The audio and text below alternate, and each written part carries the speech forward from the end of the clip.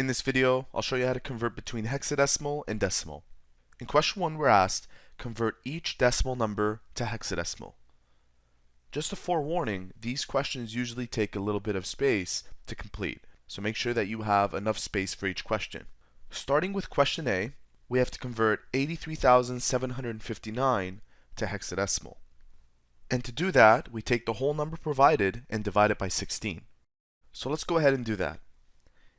83,759 divided by 16 gives us 5,234.9375. What we're looking for from this point is the remainder. So pretend you're actually dividing 16 by this number and you're using long division. You'll end up with a remainder in order to get these decimals. To find that remainder, you take the integer part of the number, this part, multiply it by 16 and subtract from the original number. So 83,759 minus 5,234 times 16, and you should end up with an answer of 15. This will represent the first number in our hexadecimal conversion. 15 would be F. Let's continue. Now we'll take 5,234, divide this by 16, and if you do that, you should end up with 327.125. We need to find the remainder that allowed us to find the decimal part, and to do that, we'll take the original number, 5,234, subtract it from 327 times 16. This should give you a remainder of 2. Let's continue.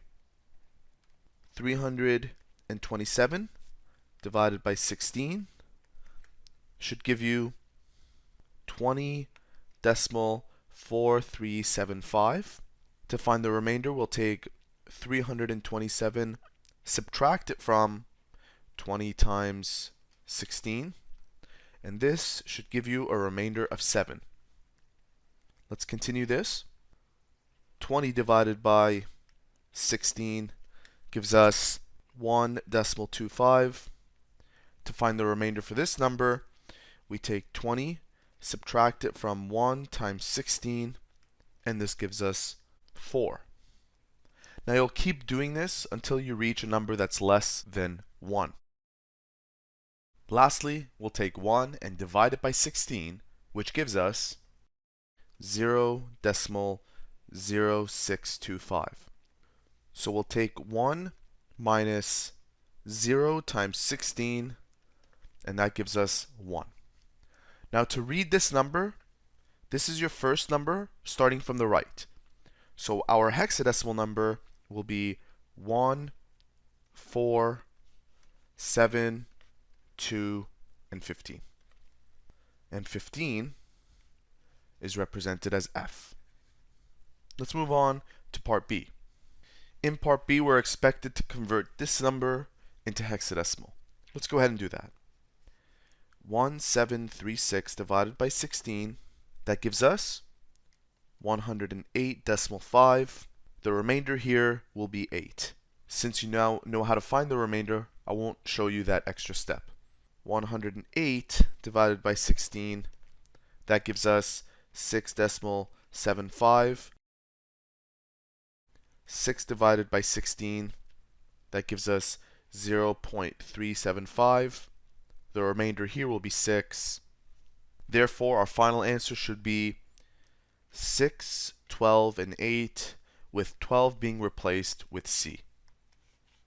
That's the answer for part B. Let's move on to question 2. And these should be labeled A, B, and C. So starting with A, we have 37A4. 37A4. We'll start with this number. We'll multiply this by 16 to the power of 0. Multiply A, which represents 10 in decimal. So cross that out with a 10. 10 times 16 to the power of 1. 7 times 16 to the power of 2, and 3 times 16 to the power of 3. What you do following that is you add all of these up. So let's go ahead and do that. We have 4 times 16 to the power of 0 plus 10 times 16, no need for the power of 1, plus 7 times 16 to the power of 2 plus 3 times 16 to the power of 3.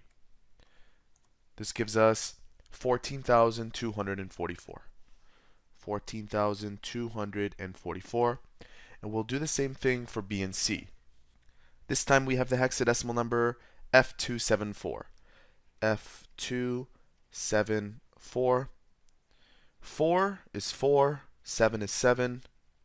So 4 times 16 to the power of 0, 7 times 16 to the power of 1, 2 times 16 to the power of 2, and F is 15.